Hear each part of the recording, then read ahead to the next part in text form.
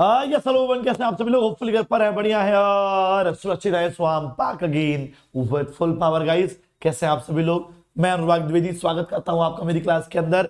Business studies की बहुत शानदार क्लास है आज। और भैया हम लोग लेके आ चुके हैं आप लोगों के सामने कंज्यूमर प्रोटेक्शन। यस बिल्कुल सही सुना बालको आप लोगों ने। कंज्यूमर प्रोटेक्शन बहुत ही शानदार तरीके से इसको करेंगे और ऐसे करेंगे कि भैया आपके सारे टॉपिक्स जो है ना बहुत अच्छे से क्लियर हो जाए। ऐसे करेंगे कि आपके सारे टॉपिक्स बहुत अच्छे से क्लियर हो जाएं। ठीक है जी। कुछ टॉपिक ऐसा भी है जो शायद 12th क्लास में नहीं है। ठीक है जी। तो हम वो टॉपिक बहुत अच्छे से कर रहे होंगे। तो कॉपी पेन निकाल के बैठो और जो जो इंपॉर्टेंट लगे वो लिखते जाना हैंड टू हैंड। ठीक है। Okay everyone, done everyone? चलिए सर शुरू करते हैं। तो क्या क्या टॉपिक्स पढ़ेंगे मेरे भाई? Meaning of consumer protection, consumer protection का मतलब पढ़ेंगे। कंज्यूमर प्रोटेक्शन की इंपॉर्टेंस पढ़ेंगे। Consumer rights, consumer responsibilities. ठीक है जी। कंज्यूमर राइट्स के बारे में पढ़ेंगे, कंज्यूमर रिस्पॉन्सिबिलिटीज के बारे में पढ़ेंगे। वेज और मीन्स ऑफ कंज्यूमर प्रोटेक्शन, तो क्या क्या वेज होंगे, क्या क्या मीन्स होंगे कंज्यूमर प्रोटेक्शन के, हम लोग ये पढ़ेंगे।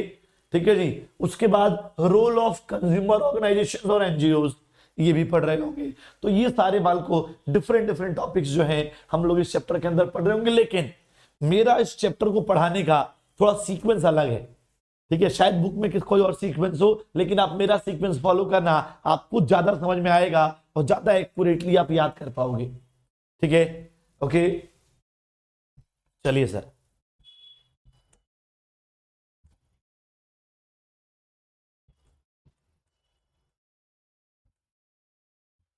चलिए सर, तो हम लोग स्टार्ट करेंगे सर जी यहां से।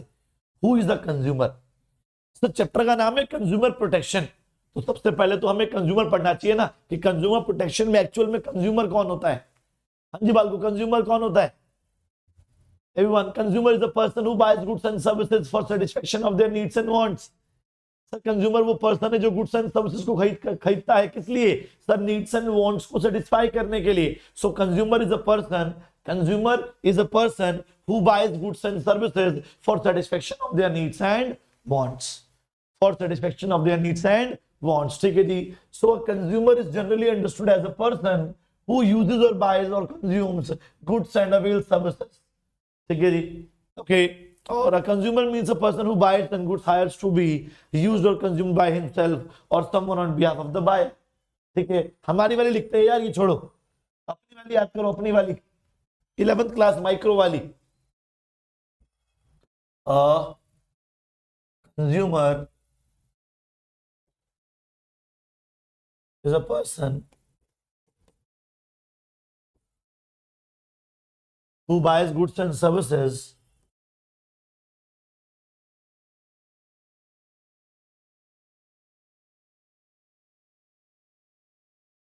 a consumer is a person who buys goods and services for satisfaction, a consumer is a person who buys goods and services for satisfaction of their needs and wants। तो consumer वो person है भैया जो needs and wants, consumer is a person, consumer वो person है जो needs and wants को satisfy करने के लिए, ठीक है जी, गुड्स एंड सर्विसेज को कंज्यूम करता है। डन? क्लियर है? डन भैया। चलिए सर अब आगे बढ़ते हैं अगर ये बात क्लियर है तो। अब सर हमें कंज्यूमर की डेफिनेशन 11th क्लास वाली तो याद कर ली, लेकिन अब भैया देखो जैसे आपने पार्टनरशिप पढ़ा होगा, पढ़ा था? बिल्कुल पढ़ा था सर। तो अपने पार्टनरशिप की डेफिनेशन कैसे याद करी? अकॉर्डिंग टू पार्टनरशिप एक्ट 1932 के अकॉर्डिंग याद करी होगी। ठीक है जी। जब आपने कंपनी पढ़ा तो कंपनीज एक्ट 2013 के तहत आपने कंपनी की डेफिनेशन याद करी होगी। सिमिलरली मेरे भाई हम लोगों को कंज्यूमर की डेफिनेशन कंज्यूमर प्रोटेक्शन एक्ट के अकॉर्डिंग याद होनी चाहिए। ठीक है जी। हमें कंज्यूमर की डेफिनेशन कंज्यूमर प्रोटेक्शन एक्ट के अकॉर्डिंग याद होनी चाहिए। ठीक है जी। ओके। तो भैया मैं आप लोगों के लिए वो डेफिनेशन खुद लिखूं, यहाँ लिखी हुई है लेकिन मैं ज्यादा अच्छा लिख दूंगा, सेम टू सेम डेफिनेशन, लेकिन लिखने से थोड़ा ज्यादा याद होता है। ठीक है। तो मैं चाहता हूं कि आप भी लिख के याद करें, मेरे साथ साथ लिखें। ठीक है। चलो। तो consumer of good, consumer of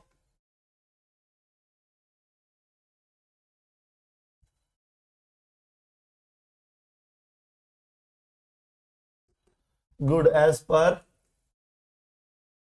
consumer protection act 2009। ठीक है जी। तो कंज्यूमर ऑफ गुड कौन होता है भैया? देखो कंज्यूमर ऑफ गुड की डेफिनेशन अलग पढ़ेंगे, कंज्यूमर ऑफ सर्विस की डेफिनेशन अलग पढ़ेंगे मेरे भाई। ठीक है, ओके आ जाओ सर। तो consumer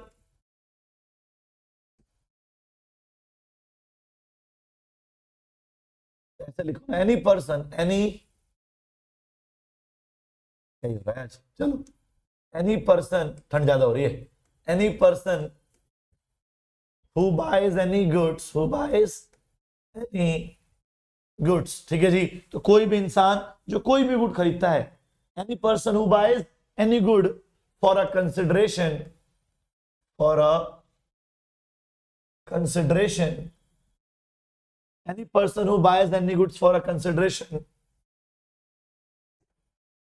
which has been paid, या तो आपने ऊपर देखो सर, पहले लिख लेता हूं उसके बाद मैं आपको समझा दूंगा। ठीक है, तो any person who buys any good for a consideration, या सुनते रहो समझते रहो साथ साथ।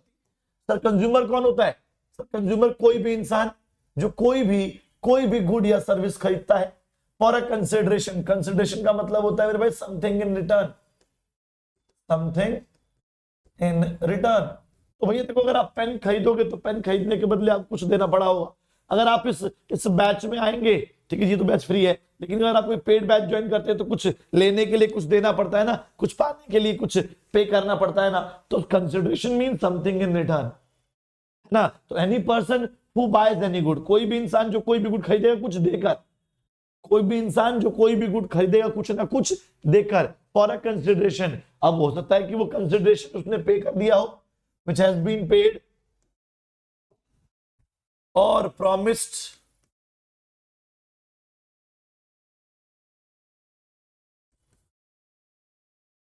or partly paid, or partly promised,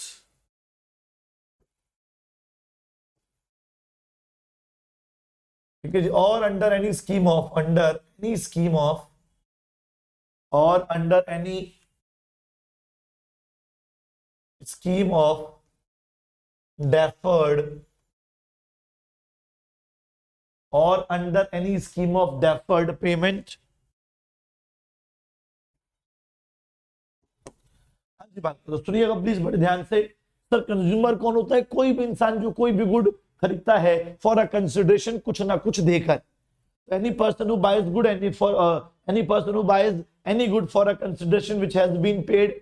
अब हो सकता है कि वो उसने कंसिडरेशन पे कर दिया हो, या प्रॉमिस कर दिया हो मेरे भाई 3 महीने बाद दे दूंगा, या फिर आधा दे दिया हो, आधे का प्रॉमिस कर दिया हो, पार्टली पेड, पार्टली प्रॉमिस्ड, और under any scheme of deferred payment, और कोई भी स्कीम जिसके थ्रू हम लोग डेफर्ड पेमेंट कर सकते हैं, फ्यूचर पेमेंट कर सकते हैं। हाँ जी, और under any scheme of deferred payment, और कोई भी स्कीम जिसका इस्तेमाल करके बाल को हम लोग फ्यूचर पेमेंट कर सकते हैं, जिसका इस्तेमाल करके बाल को हम लोग फ्यूचर पेमेंट कर सकते हैं। तो क्या बोला मैंने? Any person who buys any good for a consideration which has been paid और promised, partly paid, partly promised, और under any scheme of future payment, deferred payment. ठीक है जी। It includes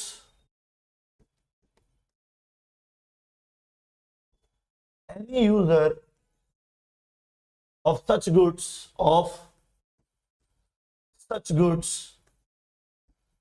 when such use is made with the, when such use is made with the approval of the buyer। ठीक है जी। तो any person who buys any good, sir कोई भी इंसान जो कोई भी गुड खरीदता है, any person who buys any good, sir कोई भी इंसान जो कोई भी गुड खरीदता है, ठीक है जी, विच हैज बीन पेड और promised, partly paid, partly promised, और under any scheme of deferred payment, और कोई भी स्कीम जिसके थ्रू मेरे भाई हम लोग क्या करते हैं, डेफर्ड पेमेंट करते हैं, फ्यूचर पेमेंट करते हैं। इट इंक्लूड्स, देखो एक बात बताओ, आपका फोन जिसमें आप क्लास देख रहे हो, ठीक है जी, ये फोन आपने खरीदा या पापा मम्मी ने? सर पापा मम्मी ने। तो कंज्यूमर पापा मम्मी हुए या आप हुए? सर मैं ही हुआ। क्यों? क्योंकि it includes any person who it includes any user. मैं यूजर हूं ना, यूजर मैं हूं और बायर के अप्रूवल से यूज कर रहा हूं। पापा ने बोला ले अपना फोन यूज कर तो मैं यूज कर रहा हूं। अगर बिना अप्रूवल के यूज करता तो मैं क्या कहलाता? चोर कहलाता। लेकिन मेरे को तो पापा ने बोला यूज करने के लिए तो मैं यूज कर रहा हूं, तो मैं क्या हूं जी? मैं कंज्यूमर हूं। तो it includes any user of such good when such use is made with the approval of the buyer. Buyer के अप्रूवल से इस्तेमाल किया जा रहा है guys. Done. So it includes any user of such goods when such use is made with the approval of the buyer, but does not include a person, but does not include a person who buys goods, but does not include a person who buys goods for commercial or resale purpose, or commercial or resale purpose। हाँ जी guys, तो मैंने क्या बोला कि अगर आपने good को कोई कमर्शियल पर्पस या रीसेल पर्पस से यूज किया तो आप कंज्यूमर नहीं हो। ठीक है जी। अब मान लो आप कोई गुड कंज्यूम कर रहे हो लेकिन उसका इस्तेमाल आप रीसेल कर रहे हो, उसको रीसेल कर रहे हो, ठीक है जी, या फिर आप कोई गुड परचेज कर रहे हो किसी कमर्शियल पर्पस के लिए, तो वो आप कंज्यूमर नहीं होगा इस। ठीक है जी, आप कंज्यूमर उस केस में नहीं हो, ध्यान रखना। डन बाल को। चलिए सर आगे बढ़ते हैं।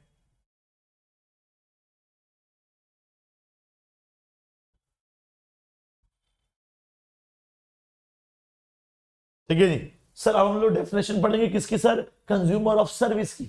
ठीक है, कंज्यूमर ऑफ सर्विस की डेफिनेशन पढ़ते हैं हम लोग।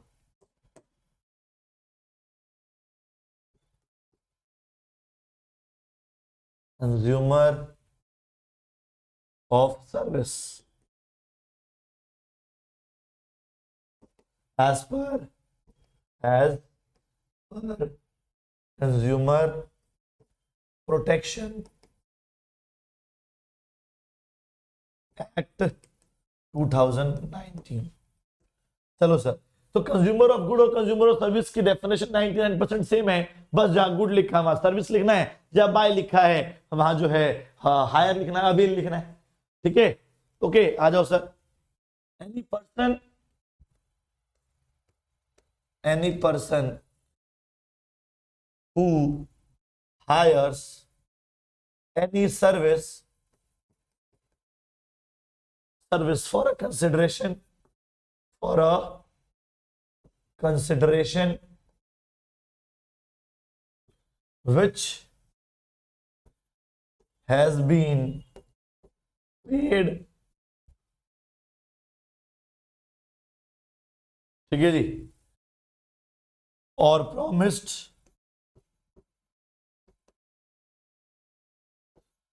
और partly paid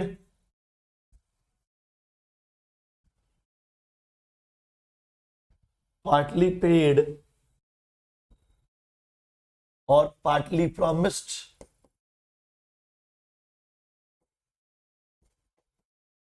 or under any scheme of deferred payment or under any scheme of deferred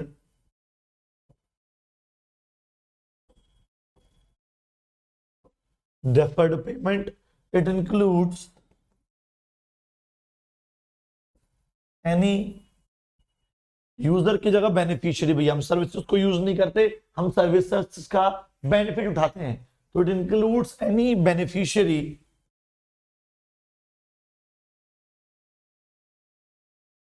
of such services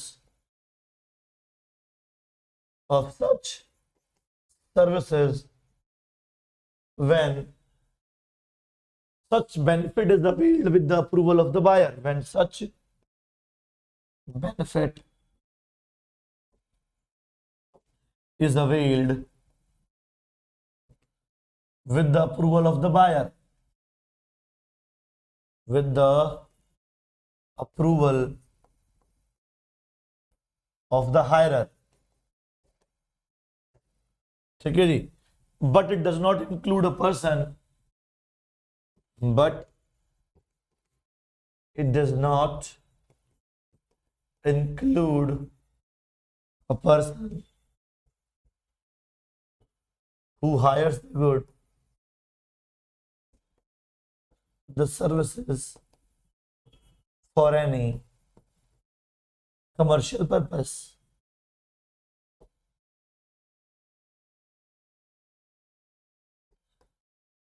ठीक है बाल को, तो ये हमारी जो है डेफिनेशन हो गई मेरे भाई किसकी, कंज्यूमर ऑफ सर्विसेज की। तो होपफुली आपको क्लियर है मेरे भाई दोनों डेफिनेशन, और सर हमें इसे स्पेशली याद करनी होती है, ठीक है जी, क्योंकि इसके ऊपर भी एमसीक्यू सीयूटी के अंदर लगते बन सकता है। चलो सर अब आगे बढ़ते हैं मेरे भाई नेक्स्ट टॉपिक की तरफ। हु इज अ कंज्यूमर, ठीक है जी, ये भी पढ़ लिया हमने, दोनों पढ़ ली डेफिनेशन। अब आते हैं मेरे भाई, देखो कंज्यूमर प्रोटेक्शन एक्ट के अंदर कौन कंप्लेंट फाइल कर सकता है। हम लोग पढ़ रहे हैं भैया कंज्यूमर प्रोटेक्शन। सो कंज्यूमर प्रोटेक्शन एक्ट के अंदर मेरे भाई कौन जो कंज्यूमर है या कौन इंसान जो है वो केस फाइल कर सकता है, ठीक है जी, कुछ भी लॉस और इंजरी होने पर। तो मेरे भाई 5 पार्टीज हैं everyone, there are 5 parties who can file a complaint under the consumer protection act 2019। तो पहला कौन है मेरे भाई, एनी कंज्यूमर। सर जी कोई भी कंज्यूमर केस फाइल करना चाहे तो वो कंज्यूमर प्रोटेक्शन एक्ट के अंदर केस फाइल कर सकता है। और सबसे बड़ी बात क्या है कि वो कंज्यूमर है कि नहीं है, ये हमने पढ़ लिया। कौन कंज्यूमर होता है ये भी हमने पढ़ लिया, ठीक है जी। तो कोई भी कंज्यूमर केस फाइल करना चाहे तो कर सकता है। अगला sir, any registered consumer association, कोई भी registered consumer association complaint file करना चाहे तो वो भी कर सकता है। एनी रजिस्टर्ड कंज्यूमर एसोसिएशन अगर कंप्लेंट फाइल करना चाहे, जैसे कि कोई भी एनजीओ वगैरह केस फाइल करना चाहे, ठीक है, अगर वो लोग भी चाहे तो केस फाइल कर सकते हैं, ठीक है। उसके बाद सेंट्रल गवर्नमेंट और state government, sir central government और स्टेट गवर्नमेंट चाहे तो वो भी कंप्लेंट फाइल कर सकती है। अगला है वन और more consumer on the behalf of numerous consumer having the same interest. Sir एक या एक से ज्यादा कंज्यूमर चाहे बहुत सारे कंज्यूमर्स के बिहाफ पर कंप्लेंट फाइल कर सकते हैं। सो वन और more consumer on the behalf of numerous consumer. तो समझ में नहीं आया, एग्जांपल देना, जैसे मान लीजिए सर स्कूल में मिड डे मील खा के 100 बच्चों की तबीयत खराब हो गई, तो जो केटरिंग कंपनी थी, केटरिंग कंपनी के ऊपर एक या दो लोग भी केस कर सकते हैं या 100 केस करेंगे? नहीं सर, एक या दो लोग भी केस कर देंगे सबके इंटरेस्ट के बिहाफ पर, सबके बिहाफ पर, तो भी काम हो जाएगा। तो वही लिखा हुआ है कि वन और more consumer on the behalf of, बहुत सारे consumer on the behalf of numerous consumer having the same interest, having the same interest. अगला है जी, अ लीगल हियर और representative of the deceased consumer. Sir मरे हुए consumer के behalf पर उसका कोई रिप्रेजेंटेटिव हो या उसका कोई वारिस हो तो कंप्लेंट फाइल कर सकता है।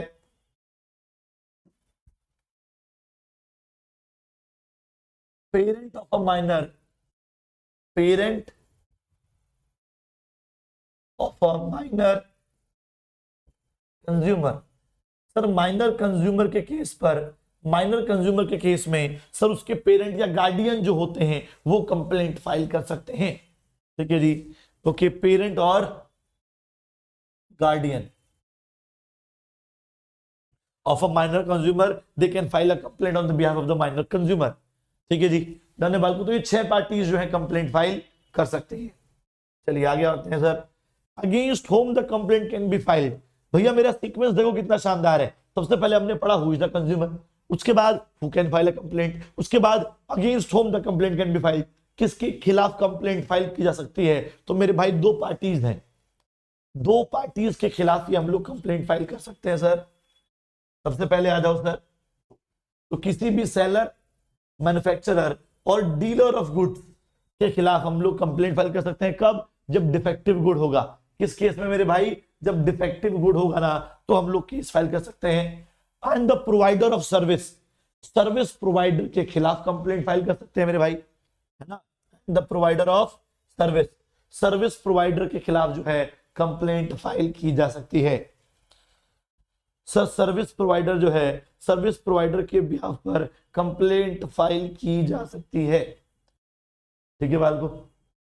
ओके, सेलर, मैन्युफैक्चरर और dealer of goods in case of defective good, और provider of service in case of deficient of service, ठीक है जी। तो हम इन 2 पार्टीज के खिलाफ कंप्लेंट फाइल करना चाहें तो कर सकते हैं मेरे भाई। ठीक है जी, इन दो पार्टीज के खिलाफ अगर कंप्लेंट फाइल करना चाहें तो जी कर सकते हैं। डन हो गया, क्लियर हो गया क्या? Done everyone, clear everyone? चलिए सर आगे बढ़ते हैं। अब आते हैं जी थ्री टायर रिड्रेसल मशीनरी। इसको सिंपल कर दूं, आपको मजे आएंगे। तो सिंपल कर देता हूं मैं आपके लिए। The complaint can be file. अच्छा भैया, पहले हमने पढ़ा कंज्यूमर कौन होता है, उसके बाद कौन कंप्लेंट फाइल करेगा, उसके बाद किसके खिलाफ कंप्लेंट फाइल करेंगे। अब क्या पढ़ रहे हैं, कहां कंप्लेंट फाइल करेंगे। सीक्वेंस देखो बस, तुम मेरा बनाया हुआ। ठीक है जी। अब क्या है जी कि हम लोग कहां कंप्लेंट फाइल करेंगे। Three tier redressal machinery, three level redressal machinery. Tyre का मतलब लेवल है मेरे भाई यहां पर। थ्री लेवल रिड्रेसल का मतलब कंपनसेशन है। ठीक है जी। तो तीन लेवल कंपनसेशन मशीनरी। अगर मान लीजिए सर मैंने कंप्लेंट फाइल किया तो मैं कहां कहां कंप्लेंट फाइल कर सकता हूं। ठीक है जी, ये पढ़ना है हमें। तो जी तीन जगह है जहां हम लोग कंप्लेंट फाइल कर सकते हैं। मैं आपको डायग्राम के थ्रू समझाऊंगा इसको।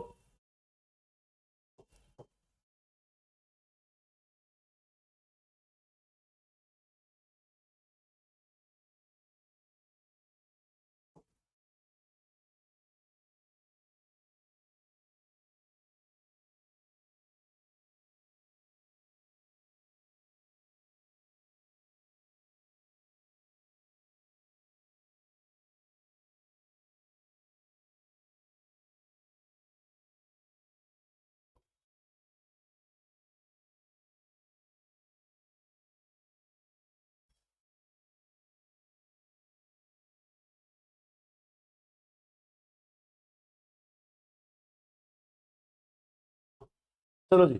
तो भैया हम लोग district forum, state commission, national commission, sir तीन जगह कंप्लेंट फाइल कर सकते हैं। कहां कहां?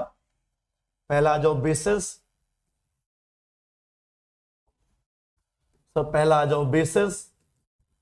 दूसरा है मेरे भाई डिस्ट्रिक्ट फोरम। डिस्ट्रिक्ट फोरम में केस कंप्लेंट फाइल कर सकते हैं, केस फाइल कर सकते हैं। उसके बाद है स्टेट कमीशन में कंप्लेंट फाइल कर सकते हैं। ठीक है जी। उसके बाद मेरे भाई नेशनल कमीशन में कंप्लेंट फाइल कर सकते हैं। नेशनल कमीशन में कंप्लेंट फाइल कर सकते हैं। ठीक है भाई भाई। तो तीन जगह है जहां अगर भैया मैं कंप्लेंट फाइल करना चाहूं तो मैं कंप्लेंट फाइल कर सकता हूं। ठीक है जी। There are three places where I can file a complaint. There are three places where I can file a complaint. ठीक है जी। ओके जी, देखते हैं सर कौन कौन सी प्लेसेस हैं वो। पहला पॉइंट हो गया मेरे भाई मेंबर्स। प्रॉपर डिफरेंस के थ्रू समझा देता हूं, डिफरेंस भी क्लियर हो जाएगा, सारे पॉइंट्स भी ऑटोमेटिकली क्लियर हो जाएंगे। ठीक है, आ जाओ सर। तो प्रेसिडेंट पहला क्या है जी, president is equals to one. ठीक है जी। Other members,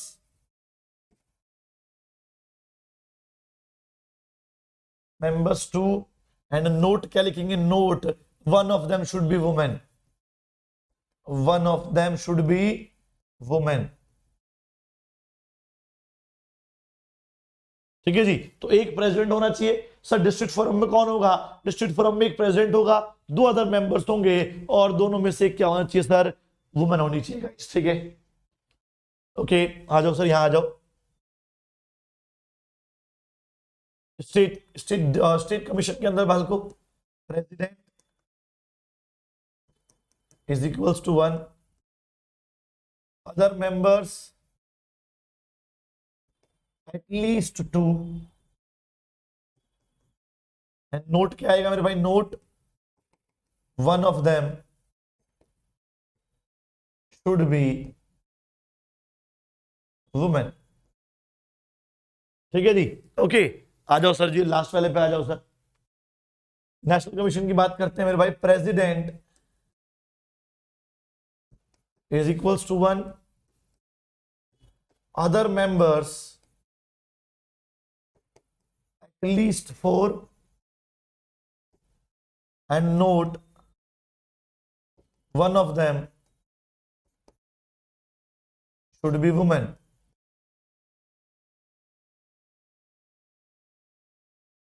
one of them should be women. Done. चलिए सर आगे बढ़ते हैं।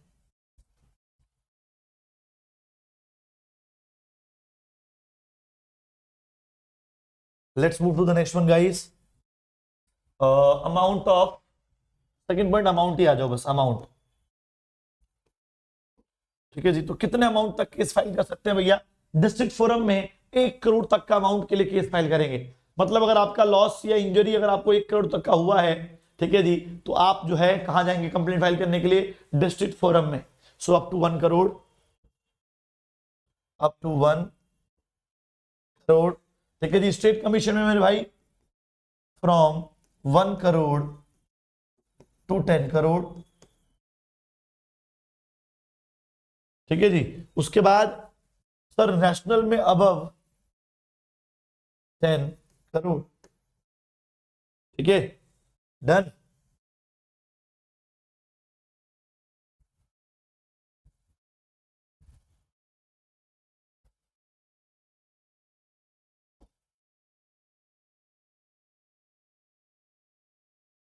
चलिए सर आगे बढ़ते हैं सर।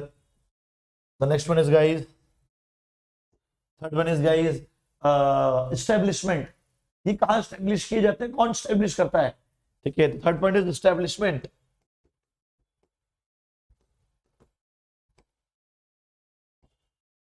तो सर डिस्ट्रिक्ट फोरम हर एक डिस्ट्रिक्ट में एस्टेब्लिश किए जाते हैं।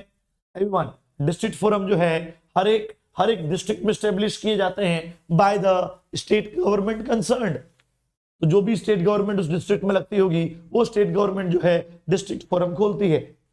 ठीक है, ओके, चलो। So it is established by, it is established in, it is established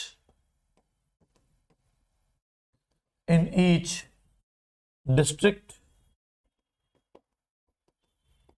by the state government concerned। ठीक है जी, आ जाओ सर। स्टेट कमीशन कौन खोलेगा sir? It is established in each state by the state government concern. ठीक है, जो भी state होगी वो एक स्टेट गवर्नमेंट भी खोलेगी, स्टेट कमीशन भी खोलेगी। ठीक है, so it is established in each state by the state government concerned। ठीक है सर, आगे नेशनल कमीशन पे आ जाओ। तो it is established in the nation by the central government. Sir each word नहीं आएगा क्योंकि नेशन तो एक ही होता है। तो it is established by the central government. It is established by the central government। कौन ओपन करता है मेरे भाई? सेंट्रल गवर्नमेंट करती है। ठीक है जी, डन है, डन है क्या?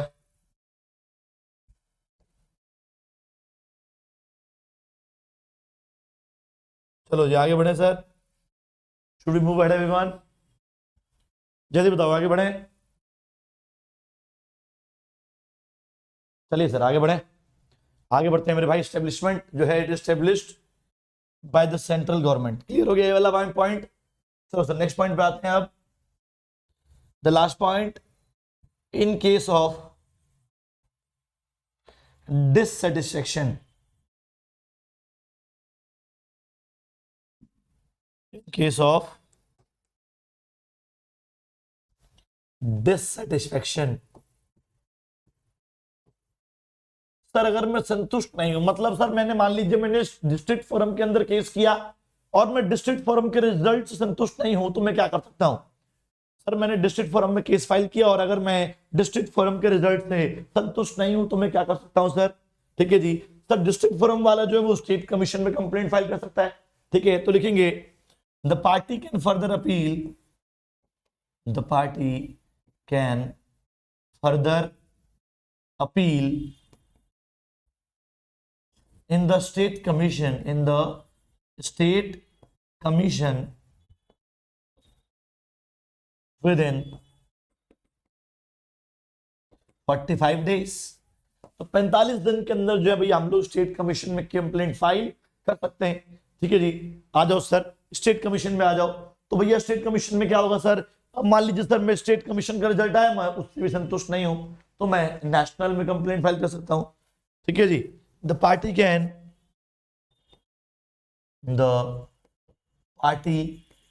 Further appeal in the national commission, the party can further appeal in the national commission within 30 days।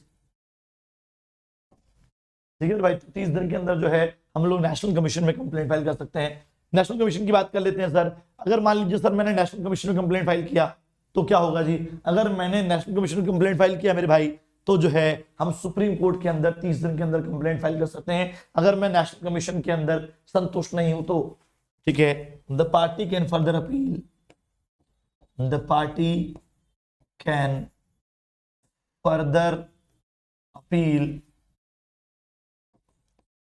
In the supreme court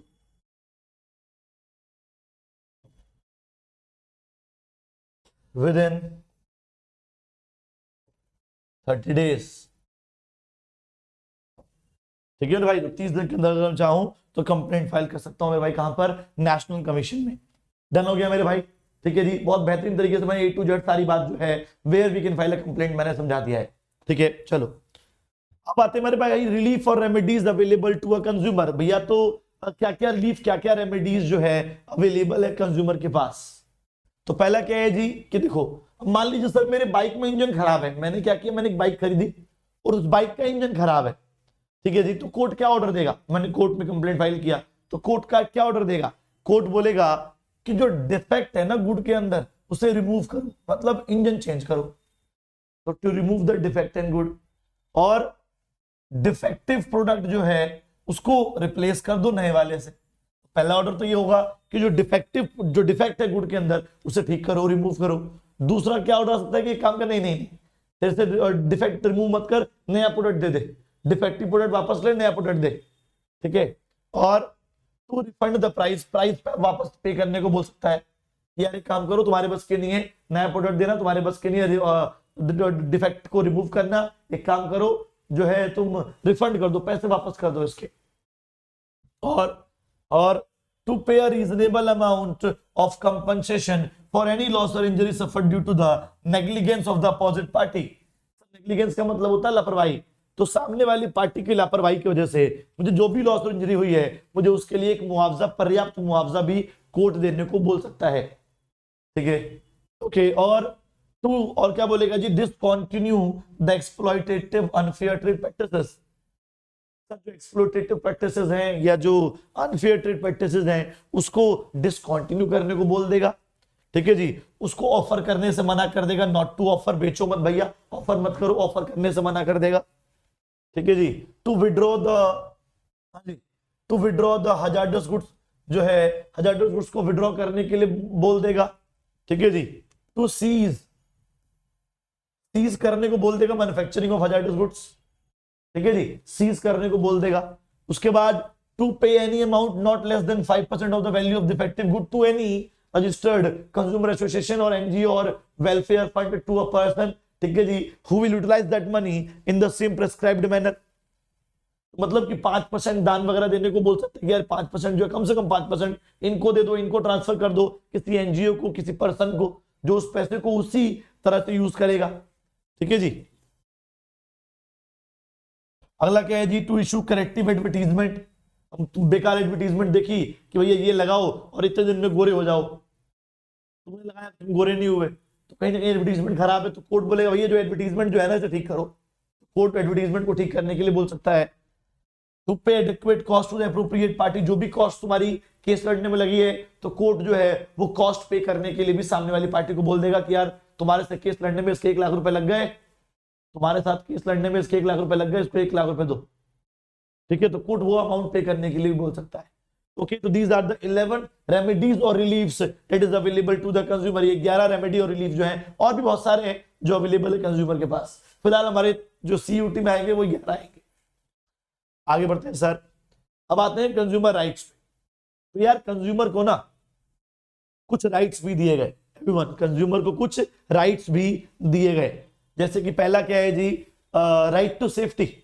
right to safety कहता है कि whenever you are consuming a product, तो you must be safe while consuming that product। भाई जब भी आप कोई good या सर्विस कंज्यूम कर रहे हो या अवेल कर रहे हो तो आप सेफ रहने चाहिए, आपको कोई हार्म नहीं होना चाहिए उससे। You must be safe while consuming that product, you must not be harmed by that product or service। ठीक है जी। So consumer has the right to be protected against the hazardous goods or services। For example, appliances which are manufactured with substandard products or do not conform to the safety norms might cause serious injury। तो वो appliances, वो उपकरण जो substandard product से बने उनसे हमें serious injury हो सकती है, इसीलिए हमें आईएसआई मार्क देखकर ही, इलेक्ट्रिकल एप्लियंसेस के ऊपर आईएसआई मार्क होता है, तो आईएसआई मार्क देखकर ही हमें प्रोडक्ट को कंज्यूम करना चाहिए गाइस। ठीक है, तो राइट टू सेफ्टी कहता है कि वी मस्ट बी सेफ, हमें कोई हार्म नहीं होना चाहिए। अगला है राइट टू बी इन्फॉर्म्ड। हमारे पास ये भी राइट है कि हमें पूरी इंफॉर्मेशन दी जाए प्रोडक्ट के रिगार्डिंग। We have a full right that we should have a full information about the product that we are going to buy. जो भी हम प्रोडक्ट खरीदने जा रहे हैं हमारे पास उसकी फुल राइट जो है, हमारे पूरी इंफॉर्मेशन उसकी होनी चाहिए, उसकी एमआरपी, उसकी एमएफडी, उसकी एक्सपायरी डेट, उसके इंग्रेडिएंट्स, ठीक है जी, उसका मैन्युफैक्चरिंग प्लेस, तो everything must be informed by the manufacturer to the consumer. तो आजकल क्या हो रहा है, पैकेज और लेबल के ऊपर ये सारी इंफॉर्मेशन दी जा रही है। ठीक है, so consumer is right to have complete information about the product intends to buy, including ingredients, date of manufacturing, quantity, quality, etc. Due to this, manufacturer have to provide such information on the package or label। तो आजकल package और label के ऊपर ही ये सारी information provide की जा रही है। ठीक है जी। अगला है राइट टू चूज या right to be assured. Right to be assured, तो संतुष्ट होने का अधिकार है आपके पास। जब तक आपको अपनी मनपसंद चीज नहीं मिल जाती तब तक आप जो है नए नए ऑप्शन ट्राई करते रहिए।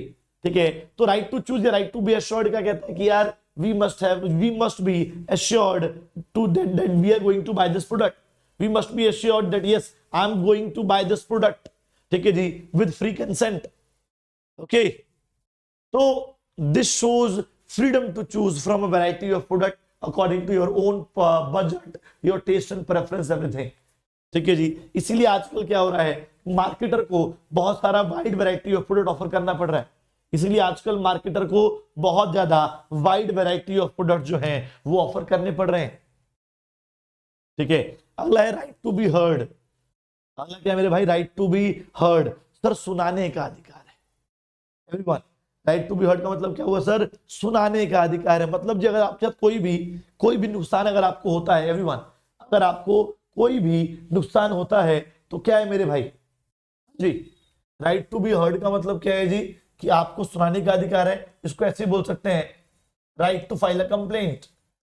Right to file a complaint, आपके पास कंप्लेंट फाइल करने का भी राइट। अगर आपके साथ कुछ भी गलत होता है, कोई भी डिफेक्टिव गुड या डिफिशिएंट सर्विस आपको मिलती है, तो you have complete right to file a complaint to be heard. ठीक है जी, राइट टू बी हर्ड। तो consumer has the right to file a complaint और to be heard in case of dissatisfaction with good और service.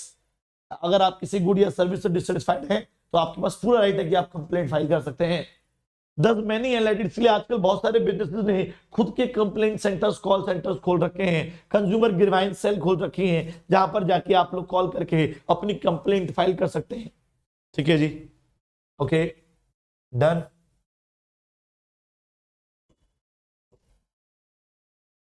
चलो आगे बढ़ते हैं मेरे भाई।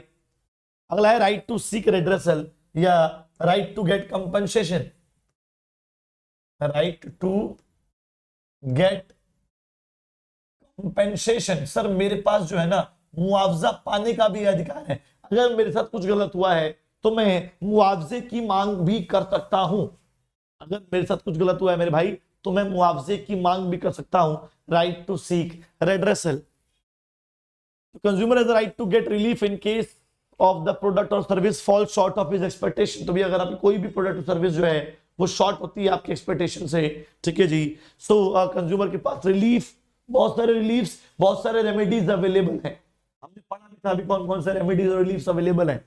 The consumer protection act provides a number of reliefs to a consumer including replacement, compensation for any loss और injury suffered by the consumer. तो ऐसे बहुत सारे रिलीफ अवेलेबल है, तो आपके पास मुआवजा पाने का भी अधिकार होता है गाइस, ठीक है। राइट टू कंज्यूमर एजुकेशन का मतलब क्या, आपके पास ये भी राइट है कि आपको एजुकेट किया जाए, आपके पास ये भी राइट है कि आपको आपके राइट्स और रिलीफ्स के बारे में अवेयर कराया जाए, आपके पास ये भी राइट है कि आपको आपके राइट्स और रिलीफ्स के बारे में जागरूक कराया जाए, आपको अवेयर कराया जाए। तो राइट टू कंज्यूमर एजुकेशन, ठीक है जी। Consumer the right to acquire knowledge and to be well informed consumer through life, ठीक है जी। He should be aware for his rights and reliefs available to him. उसके पास क्या क्या राइट्स हैं, क्या क्या रिलीफ्स हैं, he must be aware about that, ठीक है जी। ये गवर्नमेंट की ड्यूटी है।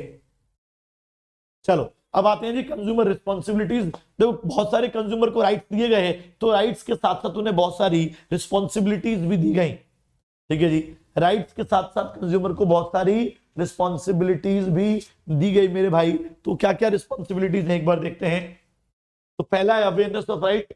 ये आपकी रिस्पॉन्सिबिलिटी भी है कि आपको आपके राइट्स के बारे में पता होना चाहिए। आपको इन्फॉर्म नहीं किया जा रहा, आपको जागरूक नहीं किया जा रहा, कोई बात नहीं, आप जाके खुद प्राप्त करो नॉलेज, क्या क्या राइट्स आपके पास है।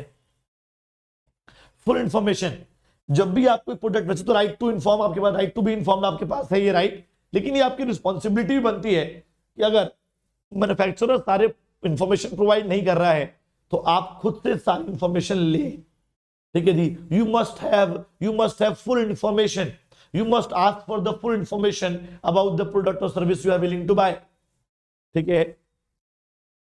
कैश मेमो, सर देखो कैश मेमो मतलब आपके पास होना चाहिए, बिल वगैरह आपके पास होना चाहिए, क्योंकि बिना कैश मेमो के आप कंप्लेंट फाइल नहीं कर सकते किसी भी जगह, किसी भी आप कंज्यूमर कोर्ट में आप जो है कंप्लेंट फाइल नहीं कर सकते। District forum, state commission, national commission, supreme court, कोई भी आपका केस एक्सेप्ट नहीं करेगा अगर आपके पास बिल नहीं है तो, ठीक है जी।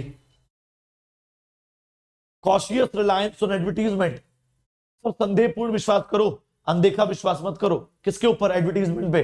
25 दिन में पैसा डबल, ऐसी एडवर्टीजमेंट आएंगी तो उस पर विश्वास नहीं करना चाहिए, संदेहपूर्ण विश्वास करना चाहिए, ठीक है। अगला है मेरे भाई क्वालिटी कॉन्शियस। आपको क्वालिटी कॉन्शियस होना पड़ेगा एवरीवन, आपको क्या होना पड़ेगा जी? आपको क्वालिटी कॉन्शियस होना पड़ेगा, ठीक है जी। ISI mark, egg mark, FPO mark, ये सब चीजें देखकर ही जो है प्रोडक्ट को कंज्यूम करिएगा इस, ठीक है जी। ओके, क्वालिटी कॉन्शियस होना है और ऐसे मार्क्स देखने के बाद ही आपको जो है प्रोडक्ट को कंज्यूम करना चाहिए। अगला है रेड्रेसल ऑफ ग्रीवांसेस। आपको मुआवजे की मांग उठानी चाहिए। ऐसा नहीं है कि आपके साथ कुछ गलत हो तो चुप चुप बैठ जाओ, आप नहीं, ये आपकी रिस्पॉन्सिबिलिटी है कि अगर आपके साथ कुछ गलत हुआ है तो आप मुआवजे के लिए मांग उठाओ, अपनी कंप्लेंट के लिए मांग उठाओ, ठीक है जी। तो ये आपकी रिस्पॉन्सिबिलिटी बनती है, भले ही अमाउंट छोटा हो लेकिन आपको जो है आवाज उठानी चाहिए। अगला है एनवायरमेंट प्रोटेक्शन। ऐसा कोई भी गुड और सर्विस कंज्यूम मत करो जिससे एनवायरमेंट को हार्म हो, एनवायरमेंट प्रोटेक्शन, ठीक है। ऑनेस्टी, तो मेरे भाई आपको ईमानदारी भी रखनी है वाइल कंज्यूमिंग और डीलिंग विद द गुड और सर्विस, ठीक है जी। ओके मेरे भाई, तो आपको जो है ऑनेस्टी भी दिखानी है। कंज्यूमर सोसाइटीज, बहुत सारी कंज्यूमर सोसाइटीज बनी हुई है, उनका जाके मेंबर बनना चाहिए आपको ताकि सोसाइटीज और मजबूत हो सके। धन बाल को चलिए जी, अब बात कर लेते हैं जी consumer awareness, role of consumer organisations and NGOs. तो भाई इंडिया के अंदर कुछ कंज्यूमर ऑर्गेनाइजेशंस एंड एनजीओज हैं, कौन कौन से? कंज्यूमर कोऑर्डिनेशन काउंसिल दिल्ली में है, ये वॉइस उसको बोलते हैं, ये भाई वॉइस है, वॉइस, ये वॉइस की फुल फॉर्म है voluntary organisation in interest of consumer education, VOICE ये भी दिल्ली में है मेरे भाई। मुंबई ग्राहक पंचायत मुंबई के अंदर है। कंज्यूमर एसोसिएशन मेरे भाई कोलकाता के अंदर है। Consumer unity and trust society Jaipur के अंदर है। तो ऐसे कुछ बाल को बहुत सारे कंज्यूमर एसोसिएशन इंडिया के अंदर बनाए गए हैं, ठीक है। चलिए अब इनके रोल क्या क्या है एक बार रोल पढ़ लेते हैं जी। कंज्यूमर ऑर्गेनाइजेशंस के क्या क्या रोल है मेरे भाई? तो educating the general public, general public को एजुकेट करना, ठीक है जी, कंज्यूमर राइट्स के बारे में। तो ये एनजीओ, जो जितने भी एनजीओज हैं क्या करते हैं? ये कंज्यूमर को अवेयर करते हैं, जनरल पब्लिक को एजुकेट करते हैं रिगार्डिंग देयर राइट्स, उनको ट्रेनिंग प्रोवाइड करते हैं, सेमिनार और वर्कशॉप रखते हैं उनके लिए। ठीक है जी। कंज्यूमर को स्ट्रांगली प्रोटेस्ट करते हैं और एक्शन लेते हैं गलत काम धंधों के लिए, अनफेयर ट्रेड प्रैक्टिसेस के लिए, ये आवाज उठाते हैं। एनजीओ जो हैं कंज्यूमर को सपोर्ट करते हैं, उनके लिए इन गलत काम धंधे करने वालों को के खिलाफ आवाज उठाते हैं गाइस। ठीक है जी। लीगल असिस्टेंस, कानूनी सलाह प्रोवाइड करते हैं, कानूनी सपोर्ट प्रोवाइड करते हैं, लीगल रेमेडी फटाफट मिल जाए इसके लिए ये लोग काम करते हैं। ठीक है जी। कंप्लेंट फाइल करते हैं कंज्यूमर के बिहाफ पर अप्रोप्रिएट कंज्यूमर कोर्ट में, पर्याप्त जो एक्यूरेट कंज्यूमर कोर्ट है कि कहां कंप्लेंट फाइल होनी चाहिए, वहां पर जाके ये लोग कंप्लेंट फाइल करते हैं कंज्यूमर के बिहाफ पर। ठीक है हाँ जी भाई। पीरियोडिकल्स को पब्लिश करेंगे, publishing periodicals and other publication, ताकि पब्लिक उसे रीड करे और अवेयर हो टाइम टू टाइम। ठीक है। उसके बाद टेस्टिंग वगैरह कराते रहते हैं ये लोग अलग अलग प्रोडक्ट की, कंपैरेटिव टेस्टिंग कि ये अच्छा है या ये अच्छा है, ये खरीदना चाहिए, ये खरीदना चाहिए, तो कंपैरेटिव टेस्टिंग कराएंगे और उसका जो भी रिजल्ट होगा पब्लिक को छापेंगे, पब्लिक को बताएंगे। ठीक है जी। फिल्म्स एंड कैसेट्स वगैरह बनाते हैं भैया ये लोग, फूड एडल्ट्रेशन दिखाते हैं, misuse of drug and cosmetics दिखाते हैं ये लोग। ठीक है जी। एग्जीबिशंस वगैरह लगाते हैं और अडल्ट्रेटेड आइटम के बारे में अवेयरनेस फैलाते हैं कि देखो अडल्ट्रेटेड आइटम ऐसे होता है, पहचानने की तरकीब ये है। तो ये सब काम जो है एनजीओ के हैं यार। ठीक है। डन बाल को देखिए जी, consumer must be quality conscious. ठीक है। तो कंज्यूमर को मेरे भाई, ये हो गया हमारा हॉलमार्क गोल्ड के ऊपर ये मार्क जरूर देखना चाहिए। ये हो गया मेरे भाई इको मार्क, है ना, इको फ्रेंडली मार्क। उसके बाद एग मार्क जो भाई एग्रीकल्चर प्रोडक्ट्स के ऊपर होता है। आईएसआई मार्क मेरे भाई जो है ये इलेक्ट्रिकल एप्लायंसेस के ऊपर होता है। फसाई food safety and security authority of India, ठीक है जी, फूड आइटम्स के ऊपर होता है। तो ये सब मार्क देखने चाहिए गाइस, ताकि हमें क्वालिटी का पता लग जाए कि हाँ ये क्वालिटी एश्योरेंस मार्क के साथ बना हुआ है, तो मतलब इसकी क्वालिटी अच्छी होगी। ठीक है जी गाइस, डन डन एवरीवन। अब आ जाते हैं भैया बिल्कुल स्टार्टिंग पे, बात करते हैं कंज्यूमर प्रोटेक्शन। कब आएंगे भैया कंज्यूमर प्रोटेक्शन पे? कंज्यूमर प्रोटेक्शन क्या है मेरे भाई? Consumer protection refers to safeguarding consumer from manufacturers or sellers that are engaged in anti-consumer trade activities. So consumer protection means protecting the consumers from those manufacturers and service providers who are engaged in anti-consumer trade practices. जो consumer के खिलाफ गलत काम धंधे कर रहे हैं, उन सब लोगों से, उन सभी मैन्युफैक्चरर्स और सेलर से कंज्यूमर को प्रोटेक्ट करने को क्या बोलते हैं भैया? Consumer protection. डन हो गया। ठीक है जी। Exploitative unfair trade practices, defective and dangerous item से बचाना है, अडल्ट्रेटेड फॉल्स मिसलीडिंग एडवर्टीजमेंट से बचाना है, ब्लैक होर्डिंग, ब्लैक मार्केटिंग, ठीक है जी, कंज्यूमर्स को इन सभी डेंजर चीजों से बचाना है, और इसी को भी हम लोग कंज्यूमर प्रोटेक्शन कहते हैं। डन हो गया। चलिए सर, तो consumer protection means protecting and promoting the consumers interest. Consumer protection means protecting and promoting the consumer interest, consumer के इंटरेस्ट को प्रोटेक्ट करना और प्रमोट करना, डिफेक्टिव गुड से, माल प्रैक्टिसेस से, डेफिशिएंट सर्विसेज से, इन सब चीजों से कंज्यूमर को प्रोटेक्ट करना is known as consumer protection. ठीक है जी। ट्रेडिशनल अप्रोच क्या थी मेरे भाई? ट्रेडिशनल अप्रोच थी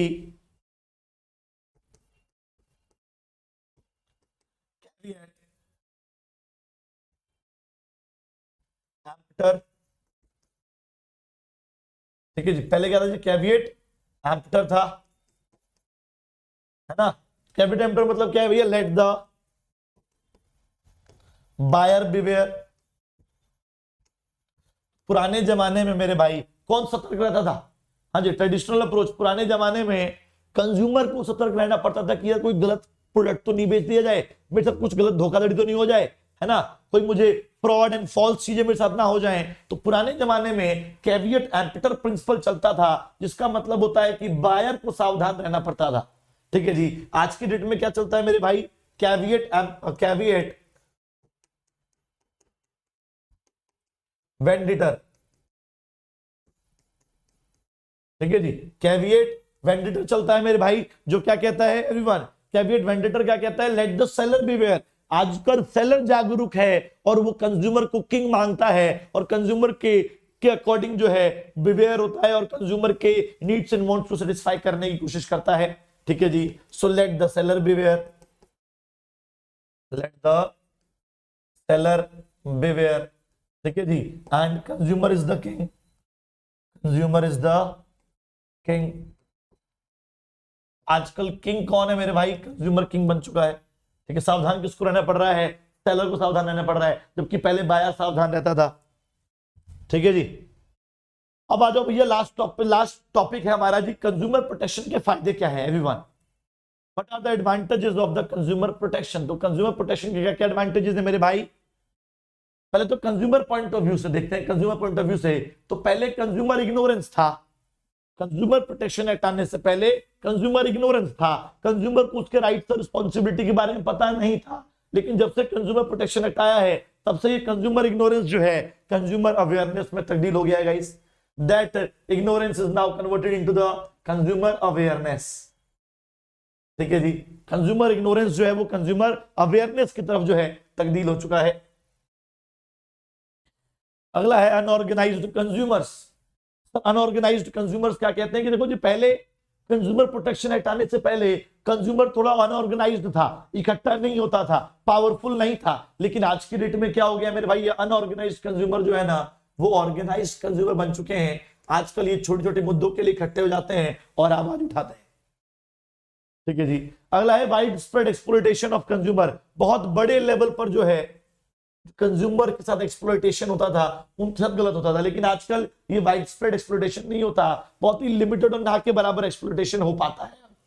ठीक है जी, कंज्यूमर प्रोटेक्शन एक्ट आने की वजह से। अब the importance of consumer protection from the business point of view. Business को क्या फायदा मिला? Long term interest. देखो, अगर आप गलत काम करोगे तो शायद आप कुछ साल तक पैसा कमा पाओ, टिक पाओ, लेकिन अगर आप अच्छा काम करोगे तो आप लॉन्ग टर्म इंटरेस्ट आप संभाल पाओगे, आप लंबे समय तक बिजनेस में काम कर पाओगे, मार्केट में काम कर पाओगे। ठीक है जी, बिजनेस यूजेस सोसाइटी रिसोर्सेज। तो भैया आप सोसाइटी के रिसोर्सेज का इस्तेमाल करते हैं, सोसाइटी से रिसोर्सेज लेते हैं, प्रॉफिट कमाते हैं, एम्प्लॉयमेंट लेते हैं, तो उसके बदले में आपको कंज्यूमर को अच्छी ट्रीटमेंट देनी चाहिए। अगला सोशल रिस्पॉन्सिबिलिटी है, आपकी सोशल रिस्पॉन्सिबिलिटी है, भले ही छोड़ दो कि आप सोसाइटी से क्या लेते हो, सब हटा के आपकी सोशल रिस्पॉन्सिबिलिटी भी है कि आपको कंज्यूमर के साथ कुछ गलत नहीं करना चाहिए, उनकी आपको अच्छी क्वालिटी के गुड प्रोवाइड करने चाहिए। गवर्नमेंट इंटरवेंशन, अगर आप चाहते हैं कि सरकार आपके काम में दखल अंदाजी ना दे तो भी आपको कंज्यूमर प्रोटेक्शन के अकॉर्डिंग काम करना चाहिए, फेयर प्रैक्टिसेस प्रमोट करनी चाहिए। मोरल जस्टिफिकेशन, रात को नींद नहीं आएगी अगर गलत काम करोगे तो। अगर आप चाहते हो अपने आप को मोरली जस्टिफाई करना तो आपको कंज्यूमर प्रोटेक्शन करना चाहिए। ठीक है जी, डन एवरीवन। तो यहां पर बाल को हमारा चैप्टर जो है वो खत्म होता है। होपफुली आपको बहुत मजा आया। हमने वो टॉपिक्स भी करे जो क्लास 12th में हमने नहीं करे थे। ठीक है, तो कंज्यूमर प्रोटेक्शन क्लियर हो गया, मीनिंग इसका protecting and promoting the consumers from the unfair trade practices. उसकी इंपॉर्टेंस पढ़ ली बिजनेस पॉइंट ऑफ व्यू से भी और कंज्यूमर के पॉइंट ऑफ व्यू से भी। कंज्यूमर राइट्स पढ़ लिए, कंज्यूमर रिस्पॉन्सिबिलिटीज भी पढ़ ली। ठीक है जी, उसके बाद कंज्यूमर प्रोटेक्शन की अवेयरनेस के बारे में पढ़ लिया गाइस। ठीक है, एनजीओ के वगैरह पढ़ लिया हमने, उनके रोल्स भी पढ़ लिए। उसके बाद हु इज द कंज्यूमर पढ़ा, हु इज द कंज्यूमर पढ़ लिया। ठीक है, उसके बाद against whom the complaint can be file पढ़ लिया। Against whom the complaint can be filed, the complaint can be filed। ठीक है जी, who can file a complaint, file a complaint हमने ये भी पढ़ा गाइस, आपको याद होगा है ना। तो any registered consumer association, consumer, state government, central government, ये सब थे उसके खिलाफ। उसके बाद 3 टायर रेडक्शन मशीनरी, आज ही बिल्कुल तसल्ली से किया हमने। 3 टायर 3 लेवल होते हैं, district forum, state commission, national commission. 3 tyre reduction machinery. ठीक है, उसके बाद रेमेडीज और रिलीफ्स क्या क्या अवेलेबल थे हमने ये देखा। रेमेडीज एंड रिलीफ्स जो अवेलेबल थे बाल को हम लोगों ने ये देखे। ठीक है जी, ओके, राइट्स रिस्पॉन्सिबिलिटी देखिए। चलिए जी, डन बाल को, डन है क्या? तो भैया बहुत तसल्ली से यार हमने हर एक पॉइंट को उठाया और कंज्यूमर प्रोटेक्शन को हमेशा हमेशा के लिए खत्म कर दिया गाइस। बहुत जल्दी मैं दोबारा मिलूंगा आप लोगों से, ऐसा नहीं है कि हमारा अभी को खत्म हो गया बाल को, अभी एक चैप्टर बचा है। बिल्कुल सही सुना आपने, अभी हमारा एंटरप्रेन्योरशिप डेवलपमेंट नाम का चैप्टर जो है, जो सीयूटी के लिए इंपॉर्टेंट है, वो बचा हुआ है। तो मिलते हैं बाल को आप लोगों से इस लेक्चर के अंदर। Till then bye, take care, जय हिंद, जय भारत गाइस, ख्याल रखिए अपना।